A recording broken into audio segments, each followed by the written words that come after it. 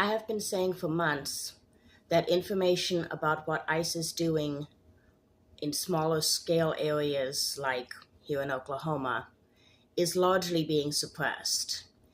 But fortunately, we have some local reporters and independent press who have been trying to cover the situation. So we're going to listen to one of them and then come back and talk about it. I'm standing in front of David L. Moss Criminal Justice Center, better known as the Tulsa County Jail. There are a few dozen people here, gathered to protest mass immigration policies carried out by Immigration and Customs Enforcement, or ICE, at the behest of the Trump administration. They've gathered here because mass deportations depend on local law enforcement to help round people up. Governor Kevin Stitt and other lawmakers have given the green light. The Tulsa County Sheriff's Office is engaged in what's called a Jail Enforcement Model 287G agreement, a collaborative effort with ICE to hold people for up to 48 hours if they are flagged with possible immigration violations by the federal agency. And this building, the county jail, is where many people in Tulsa and the surrounding region are booked before being transferred to federal custody, usually a detention center in Texas or Louisiana, and then eventually deported. This year, ICE detentions in Oklahoma are up by about 200% compared to 2023 and 2024 combined. 1,994 people were flagged and booked by ICE across the state in 2025. 440 of those passed through this building, the Tulsa County Jail, and 352 of them, 80%, had no prior convictions.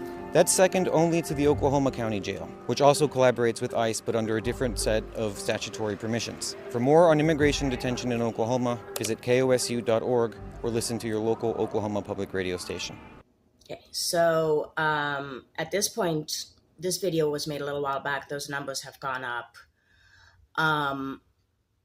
ICE has been actively working in Tulsa, Oklahoma City, and the surrounding areas for months. I'm talking about 9 months at least, that I know of. And there have been a few articles and so forth on it, but by and large, the activity is going completely under the radar. There are activist groups and friend groups and so forth who are passing information to try to keep people safe, but it's barely being reported on in the news. The student protests are either barely being reported on or being mischaracterized in the news, and there are a lot more of them and a lot more walkouts than you're hearing about.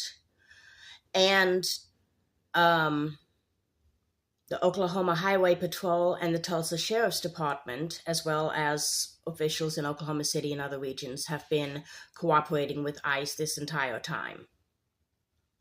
And it's important that we get that information out because a lot of people around here are still in denial, or they see something